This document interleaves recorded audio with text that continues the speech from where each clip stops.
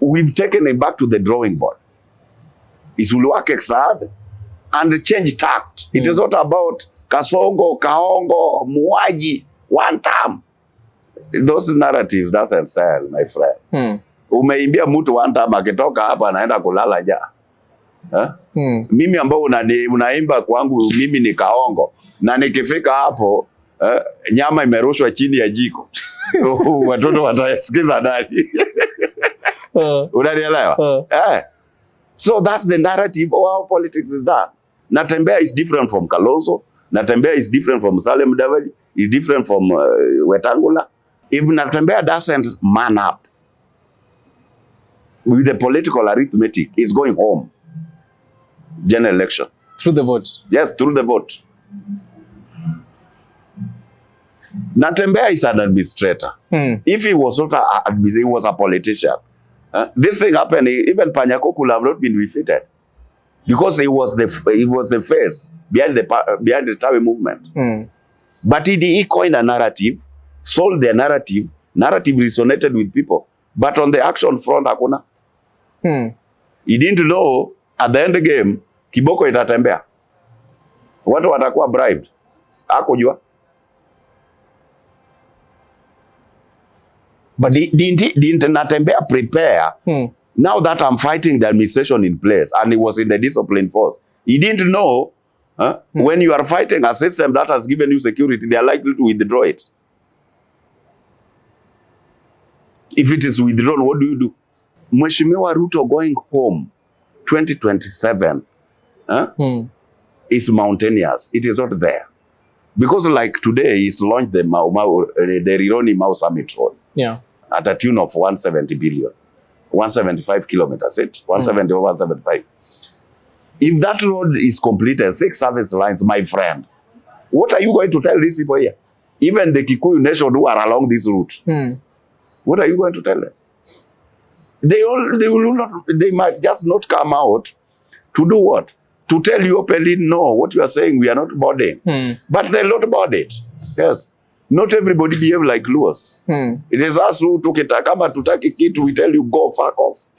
But kuna some of these people, they might be quiet back ufikiria wamenunua narrative yako. Kumbe hawako hapo. Yes. Inakuja watu wangu wa nguvu, I go by the name of Ochino, the only Kenyan who is a man, a boy, and also a friend. And of course, when you see us seated here, it's because we're having a conversation that you've requested for us to have. And of course, today's conversation is a conversation surrounding the analysis of the recently concluded by-elections. When we were here seated last time with George Aliet, he gave some few predictions regarding the by-elections, and almost all of them came to fruition. And I think this goes to prove the thing that in politics, experience matters a lot, and of course, history matters a lot in terms of deciding political actions, especially in the Kenyan political terrain. George Aliet. Yes. Karibu sana. Asante sana. Nimesema leo tukianza, let me remind our audience that you are striker number 9 when it comes to matters Kenyan politics. Ruto's administration. Ruto's administration. Yes. But also, for the times that we usually host in this channel, yes, a lot of people are also saying that, yes, you might be supporting the government, but also you usually call them out also when they don't get a few things right and wrong. Regarding these elections, even before we even get into it, how have you been since the last time yenye tulikuwa tumeketi hapa nayo? I've been okay. Taking my time to do the analysis of the progress of the probable by-election that went under yesterday. Yeah. And of course, mixing with our personal errands. Yes. And also, just getting into it now, a general overview, or just your opinion, if you have one opinion, how to summarize the results that happened. Were you shocked by a few constituencies? Were you surprised by a few maybe MCA seats? A general overview of George Aliet for the by-elections results. I think I'm not shocked or perplexed at all. The results that have come out, I highly expected them. Even though it was not identically pinpointed out that this area of jurisdiction is going to have these results.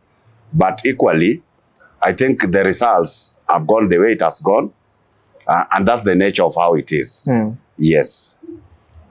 Now let's go into the specifics. I think we can start with the Malava seat. Malava has been an area where a lot of things happened in Malava in terms of some people may say the violent cases or the cases of violence that were reported, majority of them came from Malava. Malava is a seat that was highly contested, something that even the Trans Nzoia governor had a lot of influence. And on the voting day, he went missing. Some people were saying that he allegedly got, after his security was pulled down, it's like he went into hiding. A lot of things have been happening in Malava. How can you summarize the election in Malava? I think one, the Malava's election is as normal as any election being carried out in that jurisdiction. By extension, the whole Western region. The Western region election has always given a clear picture of violence, intolerance, and always fatalities are always eminent there, and people get maimed. So according to me, I say that it is part of the game of those areas. But at the same time, let me say it is unfortunate, because at this point in time, this century should not involve those. And basing our arguments from the time we did repeal the Section 2A, moving from single-party system to the multi-partyism, I think it is a time our people should have overgrown democratically.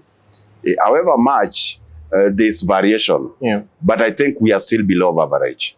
And by extension, most probably we are still at 20-something%. We've not even reached 40% democratically. But now, from the way it is, I think Malava's election has given a lot of traction because people did perceive it to be a swing area. Yes, because this narrative, this slogan, Governor of Trans Nzoia did come up with, of Tawe movement. This slogan gave the general public an insinuation that probably election of that area is going to be very different from the previous elections. And so they were thinking with a united narrative of the opposition, it could probably go to the election, to the opposition victory. And that's why it has attracted a lot of emotions. The opposition were hell-bent of taking it. And beware, I've told you again and again, the Malava's area of jurisdiction has never voted for the opposition. They are always in the government. And so the government also was hell-bent. We don't want to change the narrative. These people have been pro-government, and therefore it is going to be a different history if at all the opposition is going to win Malava. And that's why there were so many intrigues. But at the same time, I think it has given some sense of the senior leadership from the Western region. That is the Prime Cabinet Secretary, Mr. Honorable Musalia Mudavadi, and the Speaker of the National Assembly, Mr. Masika Wetangula. They have to up their game. Because according to me, if at all the government could have not taken pure initiative to stamp authority in Malava, that seat was gone. Yes, it was gone. If you are very keen, it was like Farouk Kibet took it upon himself to ensure that seat is delivered. But you see, Farouk is not coming from Malava. Yes, so I think it is a clarion call to some of these leaders. They need to style up and work, because at the end of the day, however much we might say, human beings or Kenyans, many a times, they have not grown democratically. I call them a people who are acting out of no vision. But as you know, whenever you have a no vision, it is like you are going to perish. It is either in the contemporary setup, social setup, or in the biblical world. Because if you go to the Proverbs 29:18, it is very clear. You fail to have vision, literally you are crushed. You are gonna perish. So I think too, the Malava's election, as well as the election that was conducted in Kasipul, gives a clear glimpse that we've never had to learn what democracy is all about. This is a fair competition enshrined in our law that we practice every 5 years, giving us opportunity to come up with the leaders. Just in an event, the current leader is not living to the bill, And that's why they always say change is as good as arrest. Yeah. And even if you go biblically, it is inscribed in Proverbs 18:18. Anywhere people are competing over one thing, then literally they are going to be separated by the ballot. And that one, equally, even if you go to John, you go to John 1:46, where John 1:5, where Jonah was sent to go and give information to the Nineveh people. When he decided to go the other way, then with the wrath of the Lord, the only issue came that there had to be taken a vote, so that Jonah had to be dropped in the sea. Are you getting that? Yeah. So matters election, I think it has never started today.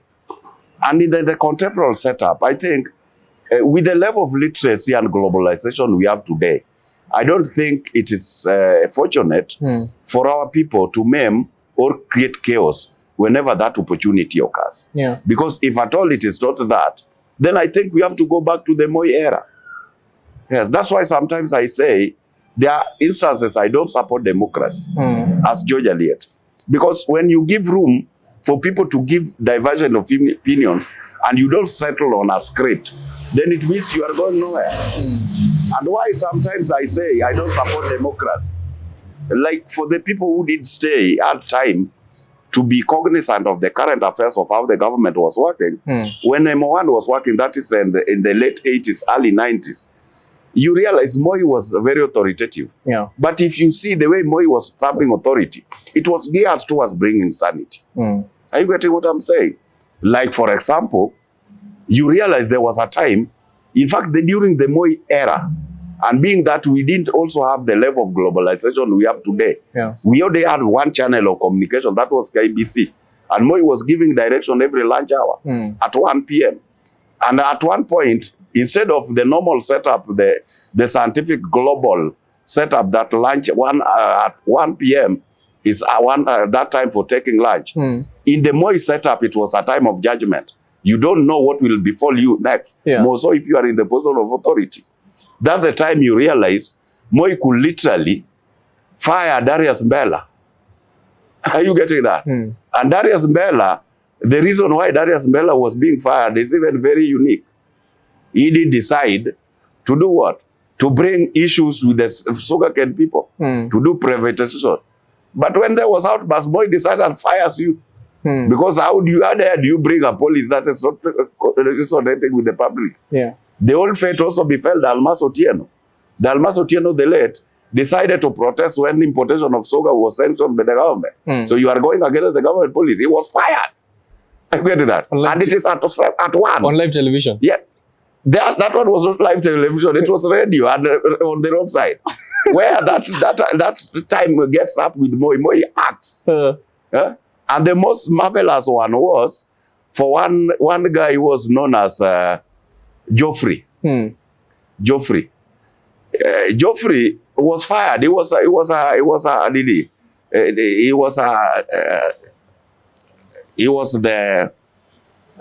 head of the civil service. You are fired and your deputy is given the opportunity. On the spot. On the spot.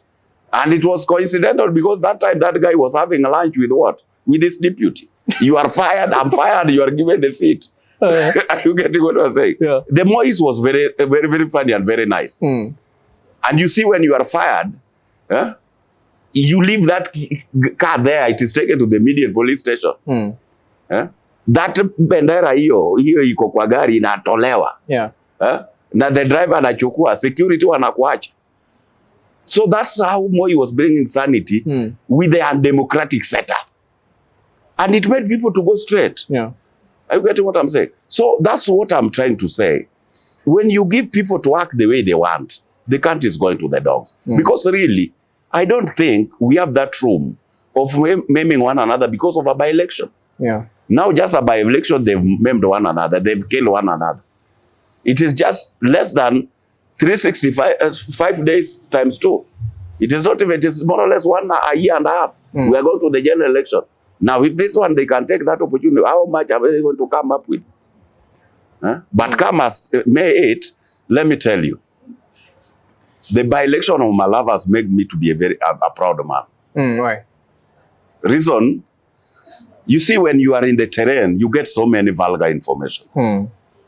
I think it has taken those who had the lawyer narrative, the lawyer mindset, because they were going there to disapprove, saying, we want to show the Luos that we are not in the broad-based government. And broad-based government is not there. The government of Ruto is one term. It is over. Like, if you get the narrative of Kenyans are talking, it is like Ruto's government is the Luos government. Their reference is about Luos. Are you getting that? So in an event, Malava was lost. I think the Luos could have not gotten where they are hiding their heads. Not even the Kalenjins. Not even Ruto himself. Are you getting that? Yeah. And that one always tells people, I always justify that the end justifies the means. Right now, they'll tell me how much money was used in Bere. They'll tell me what are the nitty-gritty that ensured Panyako has not won. But those are what under the bridge. Then justify the means. Who is going to go to parliament? Are you getting that? Yeah. You are not going to lodge a complaint when people are being sworn in. No, don't swear amen, it is me. They did the ABCD to me. No. The person who's been announced is the victor. But it's you, George Aliet, who said here that, yes, a particular candidate might win, Yes. but also this person who has lost, it depends on also how you lose in politics. Yes. But the person who lost in Seth Panyako Yes. gave a clear indication that that narrative of Tawe movement, whether you like it or not, has imikita mizizi pale in the region here, the Luya nation. In 2027, do you believe that that Tawe movement would have been double the wave that it is now, or by that time the government would have contained it so that wasikuwe na wajumbe wengi ama MCAs wengi kwa the Luya nation? Let me tell you, just from the way I did tell you the other time, that in our contest, we have a victor and a loser. But even the loser has some credentials that you cannot do away with. That's why sometimes, when matters policy, you get the economic model that were being propagated by the what? The Azimio unit and the Kenya Kwanza unit. Yeah. Now that they are working together, they tend to borrow these leaves and marry them. Are you getting what I'm saying? So it means, at this point in time, with the government, whether Ndakwa won squarely or the election was not seen to be credible, Yeah. I think the government knows, because they have the machinery. They know. Pale mali walicheza ngware wanajua. Pale mali ilienda sawa wanajua. So, and in an event, they need progression. I think they know where to work on or where not to work on. Because not always the whole machinery is going to be there. I get what I'm saying? Yeah. But now when it comes to the optics, what the general public are viewing, there are two things there. One, people understand that with the victory, from the face value, they tend to see who is stronger than the other one. Like at this point in time, the government has proved that you cannot go before us. Yeah. Are you getting that? So with that one alone, the faint-hearted people, those the undecided lot, are going to say, even though they have their challenges, but they still have what it takes. Yeah. I get what I'm saying.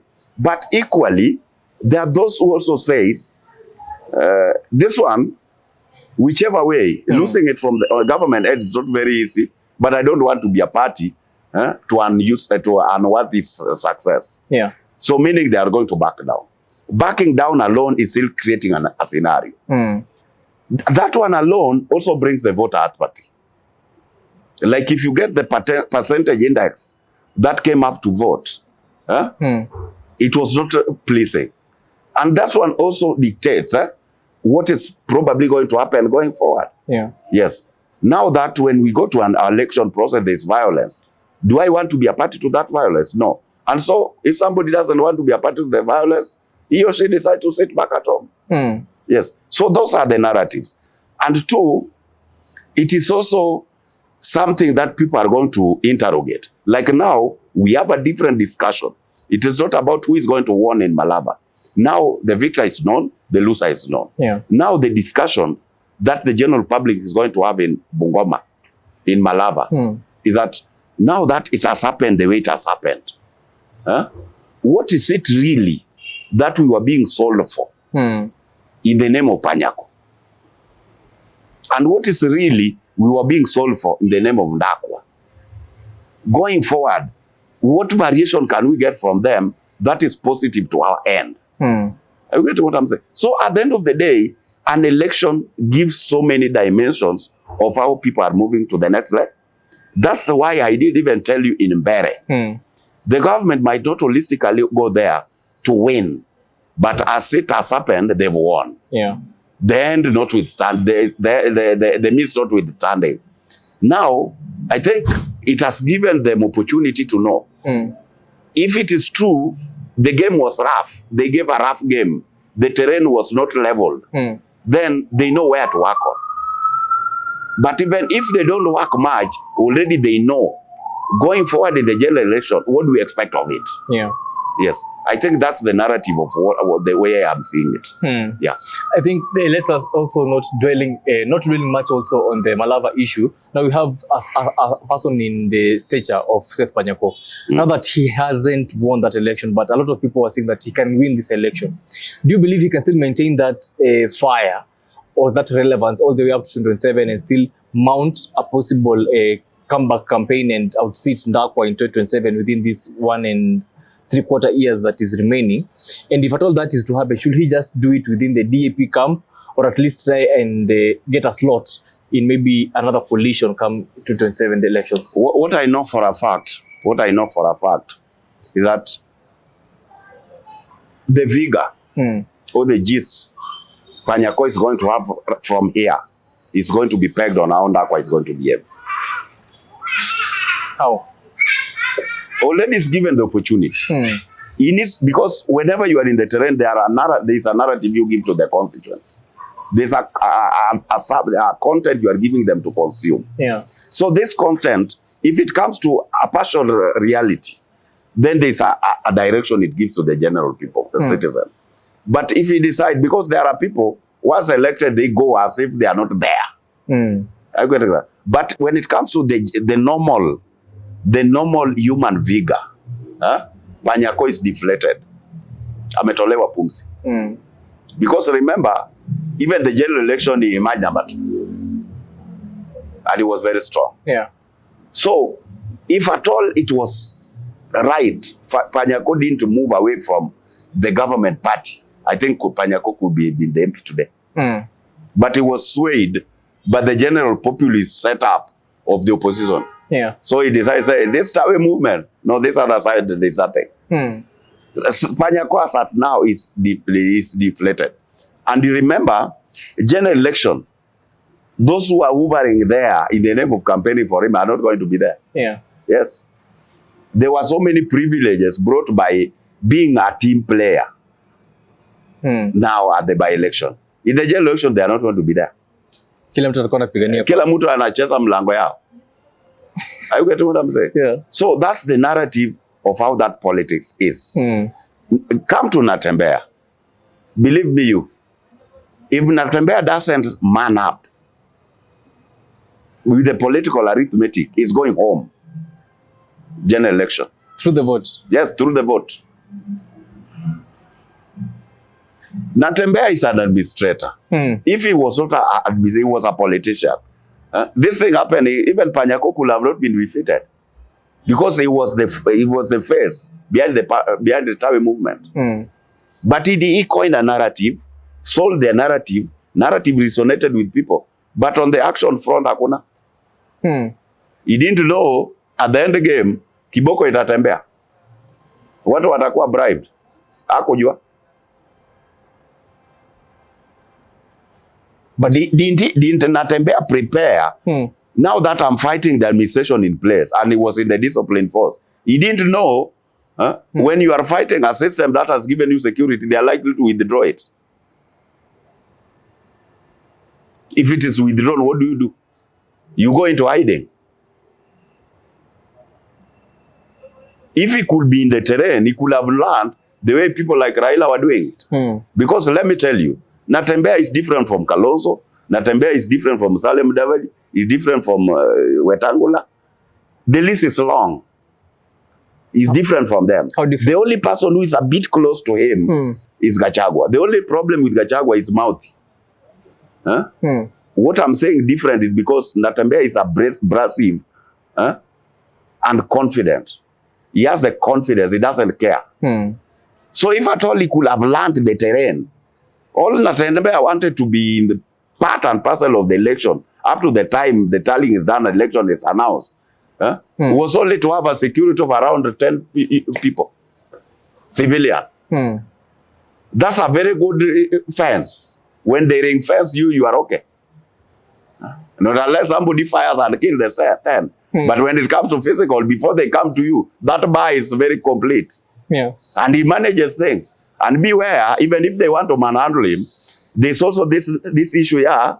They don't always want it to be seen. They're doing wrong things. Wanafanya wakijificha as the government. So when you are open and you are protected, they cannot manage that barricade. Yeah. Yes. And then there's also the issue of people are saying for him now to be, if they're going to go the legal way, that is now to remove him through the ballot, as Musalia Mudavadi had also insinuated at some media interview and also at a political rally. For them to do that, how can they now, what is that card that they're going to bring? Because currently in Trans Nzoia, the second most famous person or the most person who has a weight is the current senator, that is Alan Chesang. Are we going to see a situation whereby the right person kumtoa inaweza kwa mtu kama huyo, ama just bring a former MP wa Trans Nzoia, a famous MP who's not currently there, wamwagie pesa na wamtoe through the ballot? Brother Ochino, you give me money with proper political arrangement. Even if you give me Nairobi governor, I take it very early in the morning.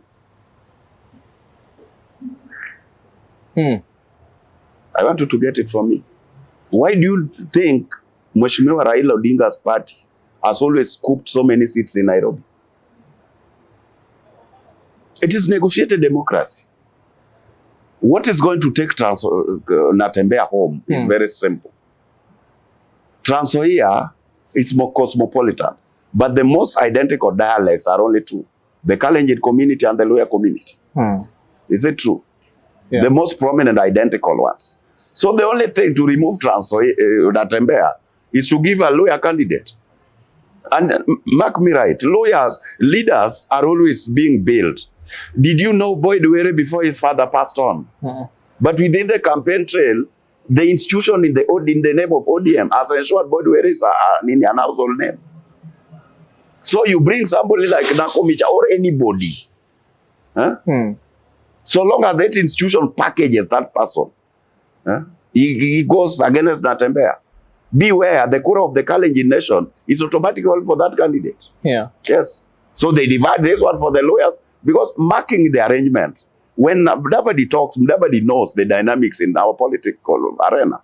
It is tribal. These are the nitty-gritties are just tunaita sosa, unaongezea. Ushaona? So you bring a lawyer candidate, that is obvious already. Constituency of the Natembeya is depleted. Wanaganya. He might be having the advantage of the higher because he's the incumbent. All tayari anajulikana. But let me say, if the lawyer nation can afford, let's say, 200,000 votes, for example, 200,000 votes, then let's say the Kalenjin community has around 100 or 100 plus. By virtue, the Kalenjin are going to support this other candidate, gives other lawyer followers to see, imeenda. Yeah. So I have no business. And equally, this is also one of our own. So they divide this one with the Natembeya. However much Natembeya might be getting much from the Luhya nation. But this one, huyu anapata kwota na anaongezea na wengine. Ameenda. That's why unaona in Starehe, Raila always used to use Margaret Wanjiru. Because he knows the biggest composition in Starehe ni Wakikuyu. But ukiongeza Waluhya na Wajaluo kidogo kidogo, uweke na Wanjiru, wacha wampe Wanjiru kwota yao, then tuchanganye hizi. Yes. So that's the arithmetic of how politics works. I think now, before we go to the analysis here, Kasipul and the Ugunja, that is the Nyanza region. Yes. We had a smaller by-election within the western region, that is in Kabuchai, ward Chwele, that is where the current Speaker of the National Assembly, Moses Wetangula, comes from. And a lot of people are seeing it as a disappointment that he could not, the party of Wetangula, or the candidate that Wetangula was supporting, was not able to win that seat, the seat here MCA. Does it have now a national outlook, or does it paint Wetangula badly, or is just the politics of the ground and wananchi waliamua now this time let's go for another person and not the person that Wetangula had preferred? Issues, that word, let me tell you for free,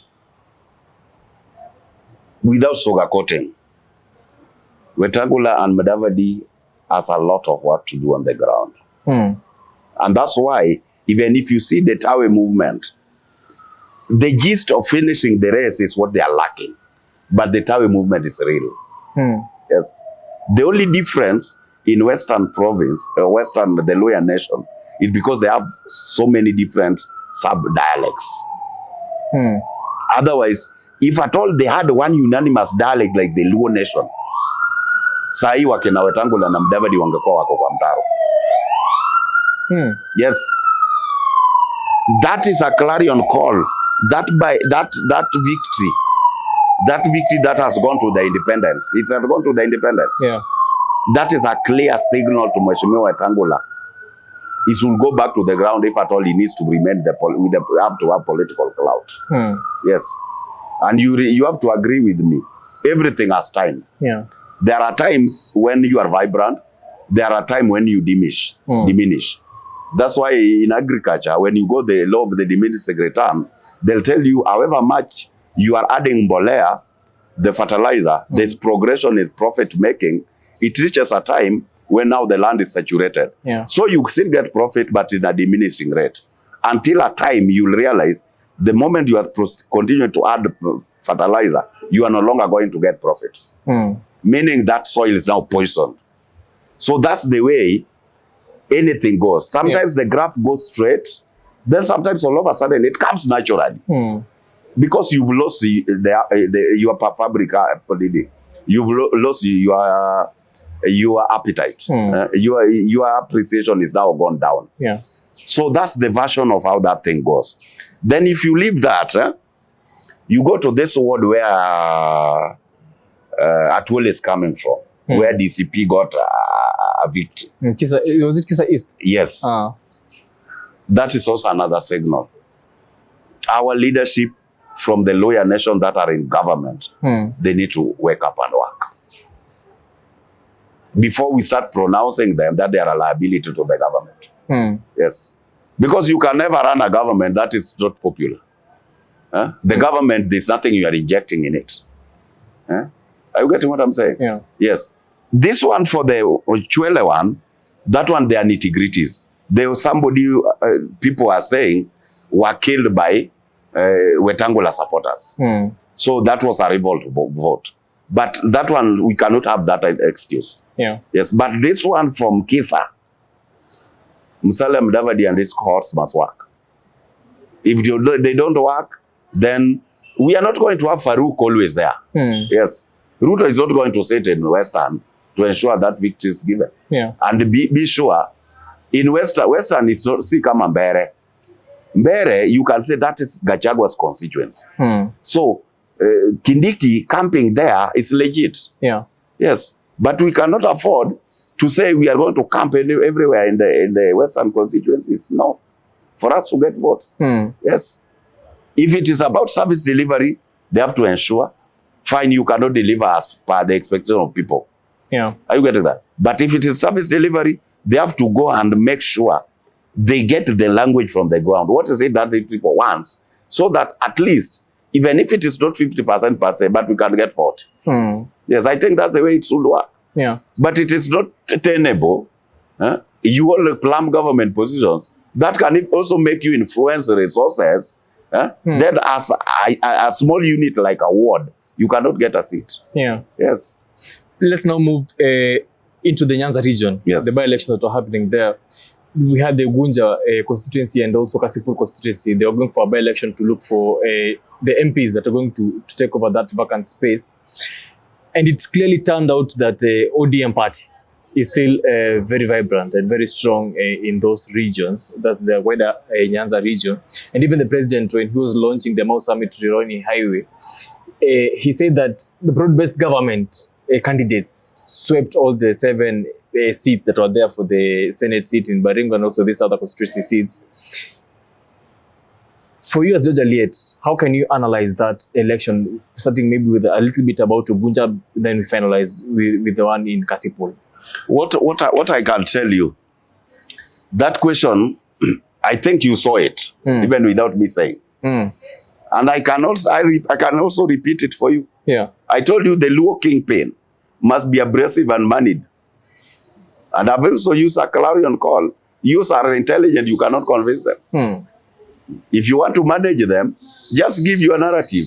Confuse them. You are going to succeed. And that's what transpired in the Kasipul. And that's what I've told you. Even the Luo kingpin way, we are going to get that way.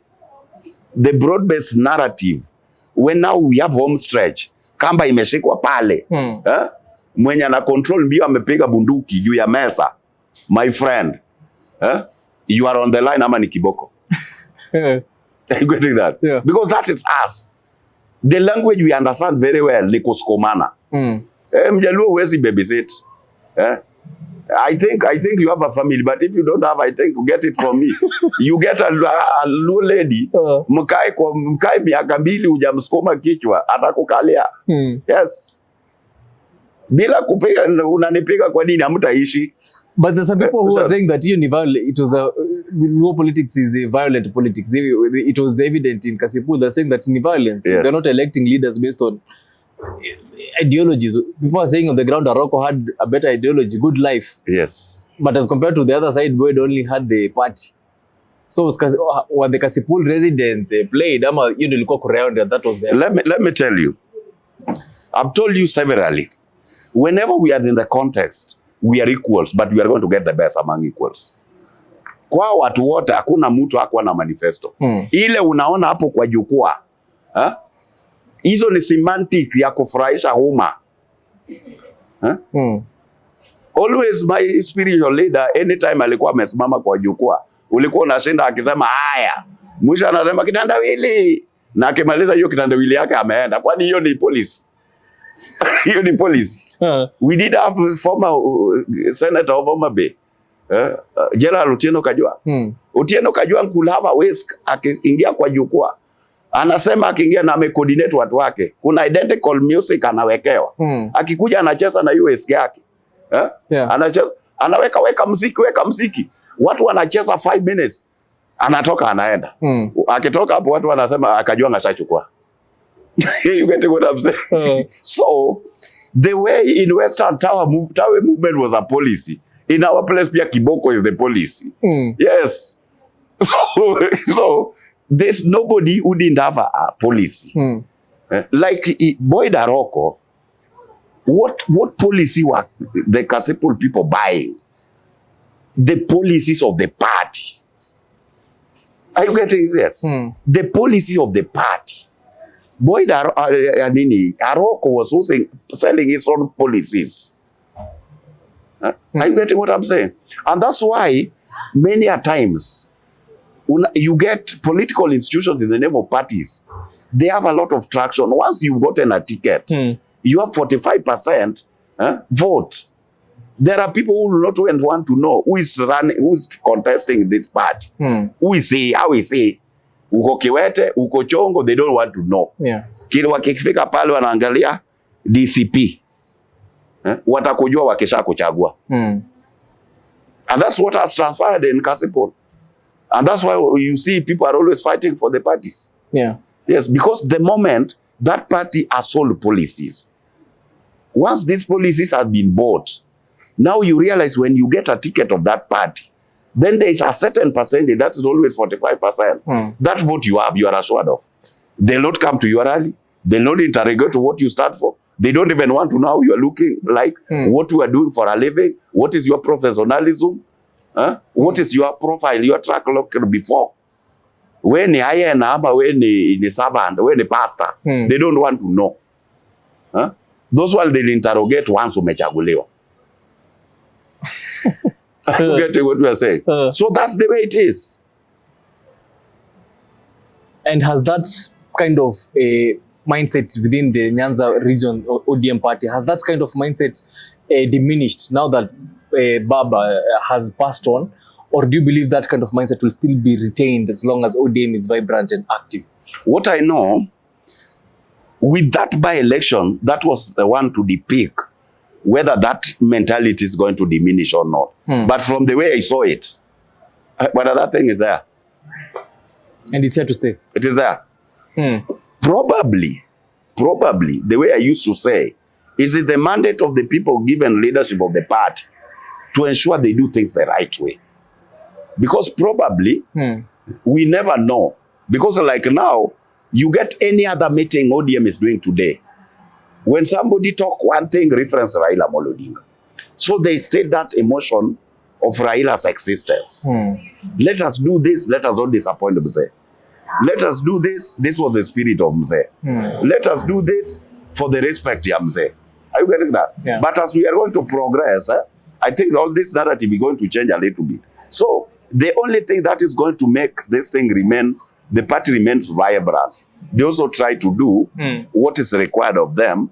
Kusudi, the general public, the party still appealing. They might not do it 100%. But if they try to do it even 70%, they are good to go. Yeah. And they avoid this nonsensical turmoil I'm trying to see in the party. If it is okay, things are okay. But I can tell you our place, the way it was done, that is the way it is done. Let me tell you the issue of Ogonja. If you map out the Luo nation, the character in Migori, the character in Homa Bay, and the character in Siaya is very different.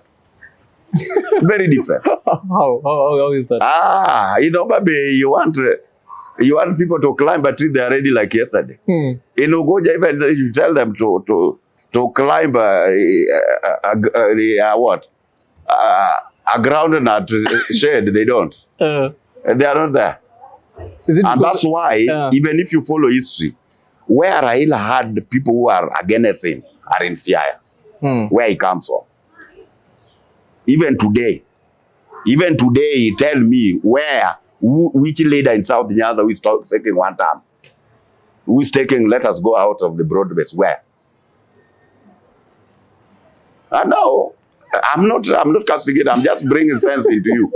Have you ever had any leader from South Nyanza, the general South Nyanza, that is Homa Bay County and Migori, saying we are not in the broad-based government? Have you ever had? So, let me tell you, the mindset in Siaya and the mindset in this South Nyanza is different. Different even the way we do things.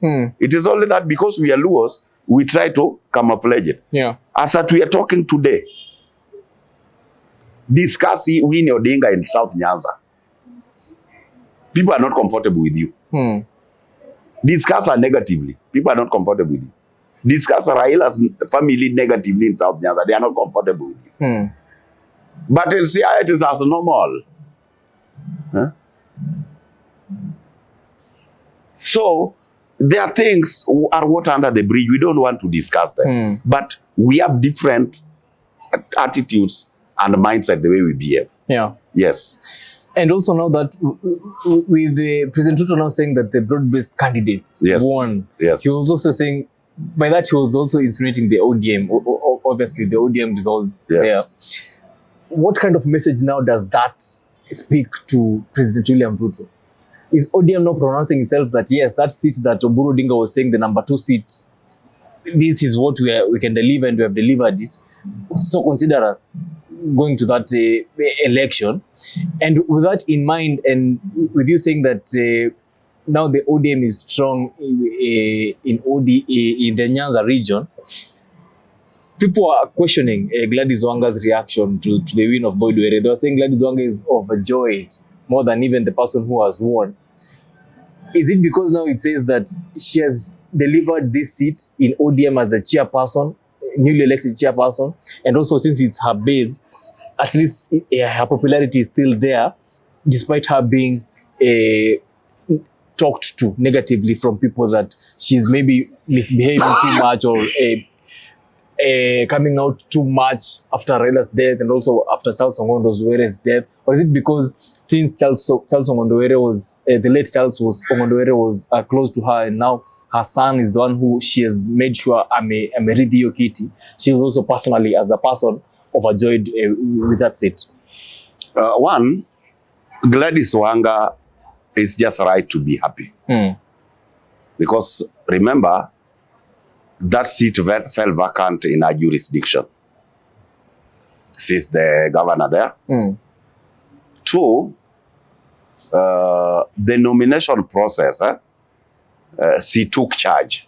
And remember, people said the nomination was skewed in favor of Boyd Were. And by virtue of the fact that she was the one in front, literally, if Boyd Were wins, that one gives a clear picture that she's done something. Yeah. Two, there are doubting Thomases, who felt that because Mzee is no longer there, ODM can never take a seat. So by that virtue, that seat has been taken. That's also another plus to her.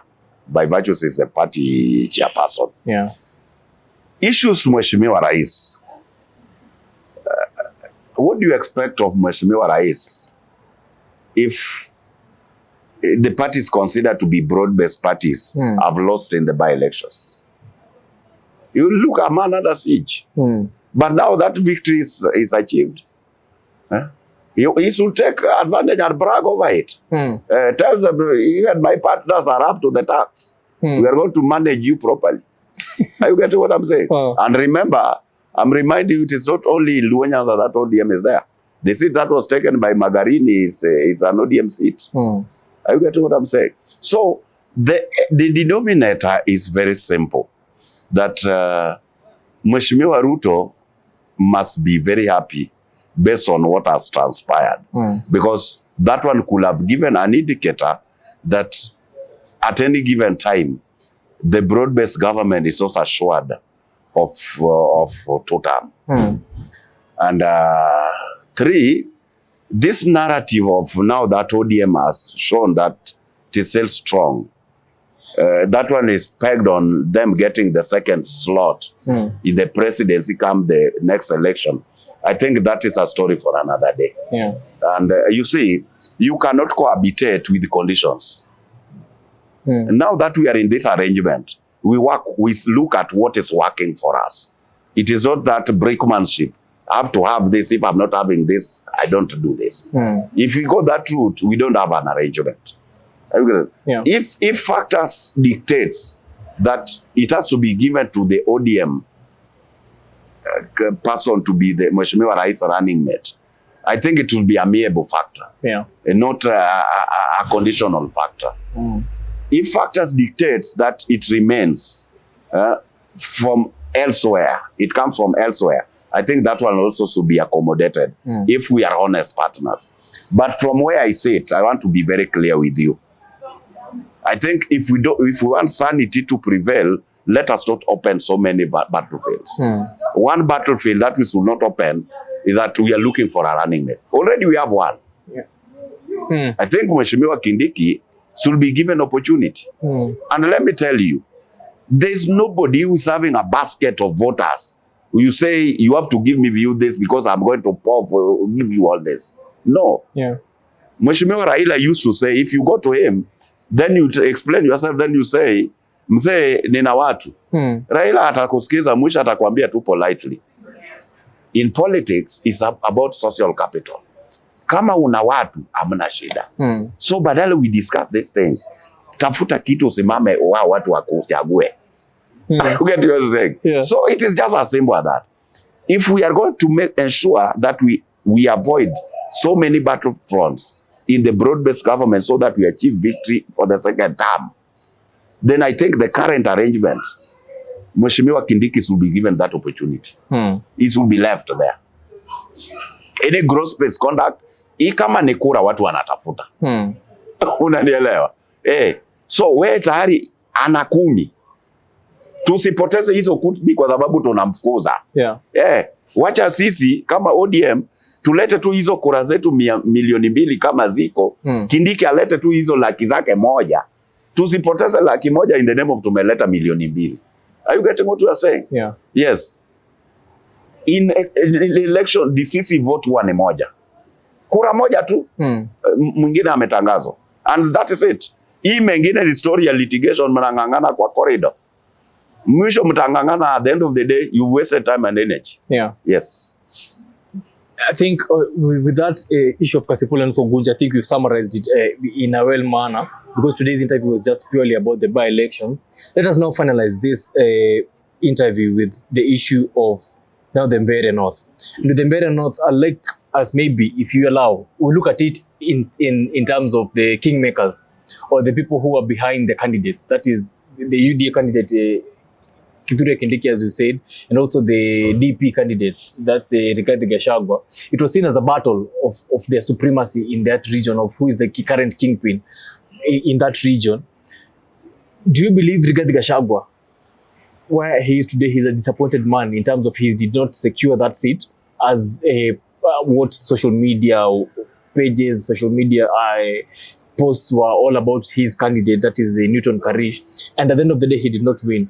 Some people are saying, yes, maybe Rigathi Gachagua was a supported candidate, did not win that seat, but they're saying the margin was very small, meaning that if he continues with the same narrative, the same narrative that he has been pushing, towards 2027, he can clinch a majority. His party, DCP, and allied parties of DCP can clinch a majority of the seats in the mountain. Is that the case, or the government of the day and the UDA will still emerge the victors to 2027, Mbeere North being the indicator? What I know, Rigathi Gachagua is disappointed big time. Because literally, without mentioning, that is his bedrock. He's disappointed big time. But having said that, equally, when you now analyze politics properly, without vengeance or unfairness, then Mheshimiwa Gachagua has performed very well.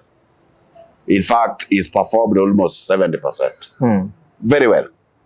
Because remember, Mheshimiwa Gachagua is not in power. And he's not been in the terrain for a very long time. But he's managed to ensure our side takes a lot of time there. Yeah. With the privileges and honor we have as a government, then we are taking that route. So I think it is working time. The only thing that also is a lesson to him is that he should not think that area is locked. That area is not locked. Ours, we don't even have a problem. Let him lock it, but as long as we can get 30% from there, we are good to go. Yes. We don't need much. In fact, in our campaign plan, we are going to mark that place as a dead zone, marked red. You get what we're saying? Yeah. Yes, that's the way it is. So, the end game, we've taken it back to the drawing board. It will work extra hard and change tact. It is not about Kasongo, Kaongo, Muaji, one time. Those narratives doesn't sell, my friend. Umeimbia mtu one time, akitoka hapa anaenda kulala ja. Mimi ambao unaimba kwangu, mimi ni Kaongo, na nikifika hapo nyama imerushwa chini ya jiko. Watoto watasikiza nani? Unanielewa? So that's the narrative of how politics is done. Yes. Because you see, when now soberness is given a chance, it will take time, it will give a room where a focus group discussion will come up. People are going to discuss issues of substance. Yes, the Kaongo, Kauaji, Didi, one time. Yeah. Now the narrative of Kauaji, tell us. Ushaona, non-delivery, tell us. Then when I come up, I tell you, we've delivered Mau Mau roads. And some of these Mau Mau roads, mnatumia kila siku. Na ukweli ukiangalia zimekuwa delivered within that time. You are talking something negative, lakini ukiangalia you cannot prove. Yeah. So mwisho, of the 10 people you are addressing, watu wanne wanasema yenyewe, hata kama, lakini hapa anamuonea. Mimi hata kama ni kabaya, lakini I can see one or two things. That's why I have always told people again and again. Yeah. Mheshimiwa Ruto going home 2027, is mountainous. It is not there. Because like today, he's launched the Rironi Mau Summit Road. Yeah. At a tune of 170 billion. 175 kilometers, 170 or 175. If that road is completed, 6 service lines, my friend, what are you going to tell these people here? Even the Kikuyu nation who are along this route. What are you going to tell them? They might just not come out to do what? To tell you openly, no, what you are saying, we are not boarding. But they're not boarded. Yes. Not everybody behave like Luos. It is us who took it. Kama tutaki kitu, we tell you, go, fuck off. But kuna some of these people, they might be quiet back ufikiria wamenunua narrative yako. Kumbe hawako hapo. Yes. I think we can finish on that thing now of the Ruto. People are calling it two-term. Let me also just use that two-term. They're saying two-term is imminent because in the optics currently, as we're speaking, now that the government has won almost all the important seats during that by-election, the president is also launching development projects. The Talata Stadium is almost complete. During that launch of Mau Summit, he also said that in the coming year, he's going to launch other projects. And now that this is happening, it's now that it's imminent that he'll be re-elected in 2027. But on the flip side, if you're too confident or everything is working for your side, a lot of people are going to join now his camp. And with a lot of people comes the headache of now, where is he going to place people? Ministries, a lot of things. Will that be his main undoing in terms of now, if people feel shortchanged, they can jump ship, or even if they jump ship, it will be now as too late because atakuwa shachaguliwa yeye mwenyewe as a person, his political ambition itakuwa met 2027, but atakuwa na a lot of kupingwa sana kama Uhuru Kenyatta in his last term. Or do you believe when atakuwa re-elected in 2027, atakama atapingwa sana up to 2032, it won't matter to him because already atakuwa achieve his personal ambition? So the question is, what can be his main undoing? Now, how can he correct it? Ama should he not even bother correcting it because atakuwa achieve 2027 his individual goal ya kuwa re-elected as president? Tukimalizia. Thank you very much. Any president undoing, any president undoing is imaginary predictions or expectations. There's no time you'll satisfy people. There's no time. So be rest assured when you are given that opportunity, do the much you can do. If you want to bother whether people are going to be satisfied, you die. Because they're not. Two, I've told you, in this arrangement, if as ODM we are going to work with Mheshimiwa for the re-election, we have to go there without a condition. Yeah. Atupatie DP, akose kutupatia, unanielewa? We do it in clean hearts. Kusudi, tuweze kupata zile vitu ziko unanimously productive to the Luo nation or the ODM family. Unanielewa? Yeah. Whoever is going to board because two term is eminent, akuje apande hiyo gari bila condition. Akikuja pale, the first question kama anataka job opportunity, ajiulize wale wako pale wote wako nazo. Na akipata wengine hawana kama George Aliet, asikuje na condition zake. Akuje tukae kwa hiyo idling corner na yeye, tuimbe two term. Yes. Whoever anakuja with the imaginary expectation, asikuje. Because kama two term is eminent, it means we can get it without a moral. You get what I'm saying? Because just like, for example, when you become mouthy about you want the government to give employment, the first question you have to ask yourself, how many employees can the government accommodate? And how many are in the job market? Fine. What is it that we expect of our government? The government to create for us opportunities so that we can get one or two things that we require. Are you getting that? Yeah. But even if those opportunities are created, the law of average doesn't allow everybody to get contented. There's another person, even if you create that opportunity, ajui kama hiyo opportunity ako nayo. Hiyo ndio Wajaluo anasema, fisi yuko ndani ya miwa na juu utamu wa miwa. Na hapo ndio yuko. Lakini kuna somebody outside there yawning akuja aibe miwa. Yes. So that's the nature of our life, and we have to go it that way. Yeah. The only prayer we always have, anybody given mandate to serve the public, he or she must try to give out the best. Yes, but trying to do the best in comparison with what people expect, bwana, you can't. You can't. Kuna yule hata hiyo una deliver ataki, bibi yako ndiye anataka. Sasa how can you make that person get content? Itakuwa ngumu. Itakuwa ngumu. Yes. Sasa George. Yes.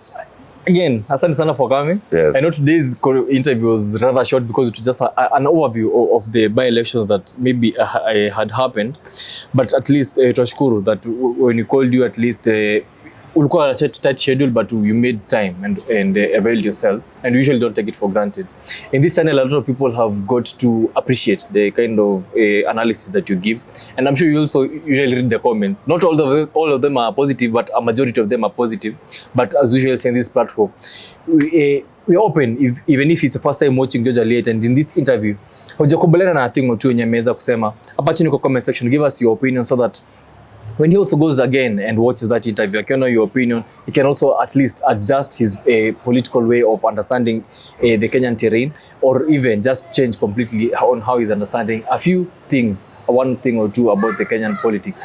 As we close, George Aliet in this camera, maybe to that person, mwenye he's a resident of a constituency or a ward, and by-elections zimekuwa concluded, and maybe I feel his choice of candidate hakuweza kushinda during this recently concluded by elections. What message do you have for them if maybe they are watching, and maybe you can also issue your last parting shot? The only thing I can tell the general public, for whoever did have opportunity to participate in the by-election, let them be cognizant that leadership opportunity is given once, and it is a normal competition that is not fatal. So in an event we are practicing this, we should ensure we don't maim one another or kill one another, or per se have a grudge that cannot be healed. At the end game is that we also have to recognize that that opportunity is given purely to get the best. So let us try to interrogate leaders before we put them into the office. Otherwise, without that, I think let us try very much to ensure that two-term is a reality. Thank you. Sasa, again, shukran sana. Yeah. And of course, I've been your host, Ochino, the only Kenyan who is a man, a boy, and also a friend. Till next time, keep it locked.